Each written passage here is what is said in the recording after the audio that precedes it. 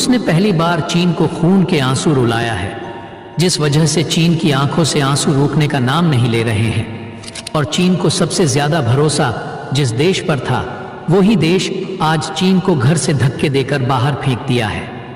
इस चीन ने हमारे देश को बहुत ही ज्यादा ब्लैकमेल करके मजबूरी का फायदा उठाकर भारत को भी खून के आंसू रुलाया था। लेकिन शायद आज हमारा बदला पूरा हो गया है। रूस ने हमारा वो बदला लिया है जो आज से पहले भारत ने कभी भी नहीं लिया था। लेकिन आज भारत को अच्छा भी महसूस हो रहा है और बुरा भी। क्यों? क्योंकि हमारे भारत का इतना बुरा दिल नहीं है जो किसी को मुसीबत में देखकर जश्न मनाएगा, भले ही चीन ने हमारे साथ घटिया से घटिया सलूक ही क्यों न किया हो। लेकिन फिर भी भारत ने इंसानियत के नाते कुछ भी खुशी न मनाई। लेकिन एक बात तो है, भारत ने बदला न लेकर रूस ने बदला ले लिया। वो कैसे भी लिया हो, लेकिन बदला लिया है। तो आइए जान लेते हैं कि रूस ने चीन के साथ ऐसा क्यों किया, जो चीन रात भर सिर्फ और सिर्फ रोता ही रहा। लेकिन उससे पहले भारत सरकार ने जो इंसानियत दिखाई है, तो उसके लिए इस वीडियो को एक लाइक करके चैनल को सब्सक्राइब करें और बेल आइकन को जरूर से ऑन रखें, ताकि हमारी हर आने वाली वीडियो की नोटिफिकेशन आपको समय पर मिलती रहे। और हाँ, कमेंट बॉक्स में जय हिंद जय भारत जरूर लिखे। तो चलिए शुरू करते हैं। दरअसल दोस्तों, कल हमने चीन पर एक वीडियो बनाई थी। तो उस वीडियो में हमने यह कहा था कि अपने पड़ोसियों पर कभी भी विश्वास मत करना, वो आपको कभी भी धोखा दे सकते हैं। तो ठीक इस बात पर कुछ लोग कमेंट बॉक्स में आकर यह कह रहे थे कि ऐसा नहीं होता। आप चीन और रूस को देख लीजिए, कितने अच्छे दोस्त हैं, कभी लड़ाई नहीं होती।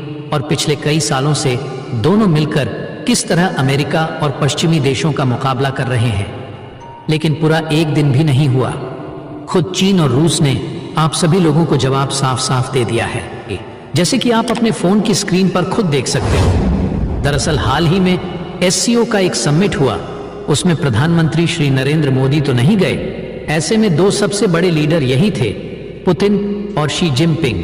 जी हाँ, दोनों देशों के बीच में पहले तो मीठी मीठी बात हुई, लेकिन उसके बाद जैसे जैसे समिट आगे बढ़ी, दोनों तरफ से तलवारें खींचने लगी। और तलवार खींचने का कारण था दोनों देशों के बीच में कई बाउंड्री डिस्प्यूट। लेकिन उससे भी बड़ा कंपटीशन इन दोनों देशों का है सेंट्रल एशियन कंट्रीज पर कंट्रोल का, जैसे कि मंगोलिया, कजाकिस्तान, तुर्कमेनिस्तान। इन देशों पर चीन का कब्जा होगा या फिर रूस का पुराना डोमिनेंस बना रहेगा। इसको लेकर दोनों देशों में जबरदस्त खींचतान हुई इस SCO की समिट में। यहाँ तक कि दोनों देशों के अधिकारियों में खूब बयानबाजी भी देखने को मिली। एग्जाम्पल के लिए रूस ने कहा कि SCO में शामिल तमाम जितने भी मध्य एशियाई देश हैं, इनकी सिक्योरिटी पर हम ध्यान देंगे। तो चीन ने क्या कहा? उन्होंने कहा कि इन देशों की इकोनॉमिक प्रॉस्पेरिटी पर हमें ध्यान देना होगा, इसलिए चाइना इन्हें और लोन प्रोवाइड कराएगा। और यहीं पर रूस का सबसे बड़ा खतरा है।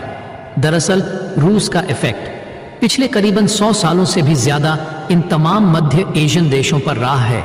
और यह देश हमेशा से ही रूस पर डिपेंडेंट रहते हैं और रहते आए हैं। दरअसल दोस्तों, अगर आप सभी इस वीडियो को यहाँ तक देख रहे हैं, तो इस वीडियो को थोड़ा और देखना, क्योंकि आगे और भी बातें हैं रूस और चीन के बारे में। तो बने रहिएगा हमारे साथ। चलिए इस वीडियो को कंटिन्यू रखते हैं। दोस्तों, पिछले 13 सालों में ये चीजें बदली है। 2013 में जब से शी जिनपिंग के राष्ट्रपति बनने के बाद one belt forest road initiative launch किया गया, जिसे BR मिरर की बेल्ट एंड रोड इनिशिएटिव कहा जाता है, तब से यह तमाम देश रूस की तरफ से पाला बदलकर चीन के पाले में जाते दिखे हैं। चीन ने इन देशों को खूब जमकर लोन बांटे हैं, जिससे कि इनकी निर्भरता चीन पर शिफ्ट हो चुकी है, साथ ही इनकी लॉयल्टी भी। जी हाँ, यह देश धीरे धीरे चीन के प्रति वफादार होते जा रहे हैं और यह रूस के लिए एक बहुत ज्यादा बड़ा खतरा है। रूस कभी नहीं चाहता कि इन छोटे छोटे देशों पर अमेरिका या चीन में से किसी भी देश का प्रभाव बढ़े। आप कहोगे अमेरिका का तो समझ में आया, वो रूस का कॉम्पिटिटर है और पुराना दुश्मन है। चीन क्यों? चीन तो इनका दोस्त है। बढ़ने दो इफेक्ट। तो मैं आपको दिखा देता हूं चीन इनका कितना बड़ा दोस्त है। स्क्रीन पर आप देखिए, ये पिछले साल 2023 की खबर है, जब चीन ने रूस का एक जो बहुत बड़ा आइलैंड है जिसको लेकर दोनों देशों के बीच में डिस्प्यूट रहा है। उस आइलैंड को मैप्स में अपना हिस्सा बता दिया था। जी हाँ, बाद में चीन ने कहा कि यह गलती से ऐसा हो गया था, लेकिन इससे चीन की इंटेंशन साफ साफ दिखाई देती है।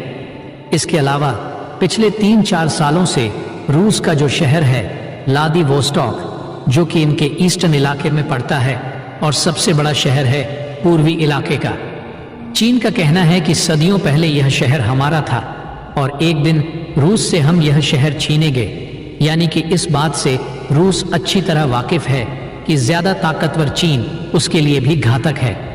इसीलिए रूस कभी भी भारत का साथ नहीं छोड़ता, क्योंकि उसे लगता है कि भारत चीन के ऊपर एक चेक मार्क थे की तरह है, जो कभी भी उसे हद से ज्यादा ताकतवर नहीं बनाने देगा।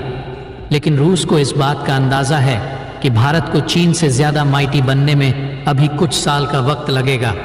ऐसे में तब तक रूस चीन को रोकना चाहता है और इसीलिए उसने SCO समिट में इन छोटे छोटे देशों की सिक्योरिटी का मुद्दा उठाया, ताकि उन्हें यह मैसेज दिया जा सके कि चीन आपको फंसा रहा है, आप अपनी सिक्योरिटी का ध्यान दीजिए, क्योंकि आपकी सिक्योरिटी में रूस की सिक्योरिटी जुड़ी हुई है। और इससे आप अंदाजा लगाइए कि जियोपॉलिटिकल टिक्स कितनी ज्यादा कॉम्प्लिकेटेड और उलझी हुई है, जहां सुबह 2 ताकतवर नेता कहते हैं कि हम अपने रिलेशंस के इतिहास की हाइट्स पर ले जाएंगे, शाम होते होते वो एक दूसरे की काट करने लगते हैं और अगली सुबह होते होते ऐसी बड़ी बड़ी डील करते हैं। दोस्तों, चीन की बैंड बजनी शुरू हो गई है और चीन चक्की में गेहूं की तरह पीस रहा है। और दोस्तों, रूस पता नहीं रूस इसके साथ क्या क्या करेगा और कब तक करेगा।